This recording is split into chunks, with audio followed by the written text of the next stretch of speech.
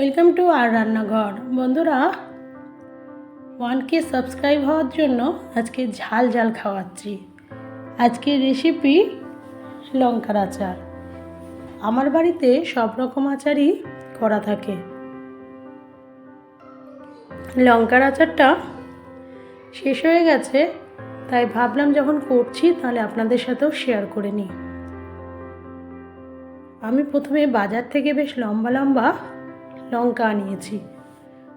সেই লঙ্কাগুলো ধুয়ে পরিষ্কার করে নিয়ে জল শুকিয়ে নিয়েছি, কিন্তু তাতেও মনে হলো যে জল যদি একটু থেকে যায়, সেই জন্য পরিষ্কার একটা কাপড় নিয়ে প্রত্যেকটা লঙ্কা এরকমভাবে মুছে নিচ্ছি। যে কোনো আচার করার সময় এটা মাথায় রাখবেন যে আচারে যেন কোনো রকম তেল না থেকে যায়। এবার মশলা করার পালা। মশলাতে আমি হাফ বাটি গোটা জিরে, হাফ বাটি ধনে, গোটা ধনে এবং সাদা কালো সর্ষে মিলে হাফ বাটির অর্ধেক, 1/4, আর মেথি নিয়েছি। যত পরিমাণ গোটা সর্ষে নিয়েছি সেই পরিমাণে মেথি নিয়ে শুকনো খোলায় ভালো করে ভেজে নিচ্ছি। ভেজে নেওয়ার পর মশলাগুলো একটু ঠান্ডা করতে হবে। ঠান্ডা হয়ে গেলে তারপর গ্রাইন্ডারে দিয়ে বা শিলপাটায় গোটা গোটা করে মশলা বেটে নিতে হবে। এখানে মশলা খুব মসৃণ করা যাবে না, একটু হালকা গোটা থাকলে আচারের মশলা খেতে ভালো লাগে। দেখুন, দেখলে বুঝতে পারবেন যে খুব মসৃণ আমি করিনি। এরপর ওই কড়াইয়ে আমি 2 চামচ মতো লবণ ভেজে নিলাম। লবণের মধ্যেও কিন্তু জল থাকে, ময়েশ্চারাইজার যেটা বলে, সেই জন্য লবণটাও হালকা ভেজে নিলে ভালো।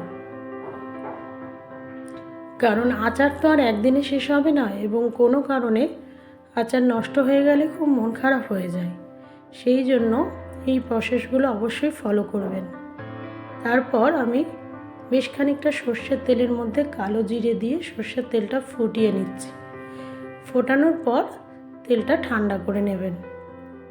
আপনারা যদি কালো জিরে না খান তাহলে কালো জিরেটাকে স্কিপ করবেন, অসুবিধা নেই, তাতে স্বাদের হেরফের হবে না। এরপর কাঁচা লঙ্কাগুলো আমি কুচি কুচি করে নিচ্ছি। আপনারা চাইলে কাঁচা লঙ্কা চিড়েও নিতে পারেন। আমি ছোট ছোট করে কুচি করে নিচ্ছি। তারপর যে পরিমাণ লবণ ভেজে নিয়েছিলাম সেই লবণটা দিলাম 1 চামচ শুকনো লঙ্কার গুঁড়ো, 1 চামচ হলুদ গুঁড়ো এবং 1 চামচ যে মশলাটা আমি পিষে রেখেছিলাম সেই মশলাটা দিয়ে দিলাম। প্রথমে ভেবেছিলাম যে ওটা জিরে গুঁড়ো, তারপর মনে হলো না, এটা ভাজা মশলা। তারপর 3টে মতো লেবু আমি কেটে চিপে দিয়ে দিচ্ছি। লেবুটা দিলে একটু টক হবে, খেতে আরও বেশি ভালো লাগবে। ঝাল লবণ টক সমান থাকবে। এবার ভালো করে লঙ্কাগুলো মশলার সাথে এরকমভাবে মাখিয়ে নেবেন। এবার আমি একটা ছোট জার নিয়েছি, সেই জারে লঙ্কার মশলাগুলো একসাথে সব দিয়ে দিলাম।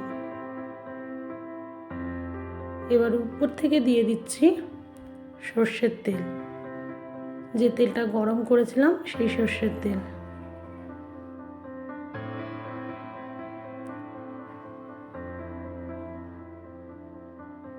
এরপর এই জারটার মধ্যে একটা ভালো পরিষ্কার কাপড় দিয়ে দেবেন, দিয়ে রোদে 10-12 দিন দিলেই আপনার লঙ্কার আচার রেডি হয়ে যাবে। বন্ধুরা, এখানে বলে রাখি, যদি আপনারা চান 1 চামচ ভিনিগার দিয়ে দিতে পারেন, তাহলে কিন্তু আচার আর নষ্ট হবে না। দেখুন, আমি এইরকম ঢাকনা লাগিয়ে দিলাম। এইভাবে আপনারা বাড়িতে লঙ্কার আচার রেডি করে রাখতে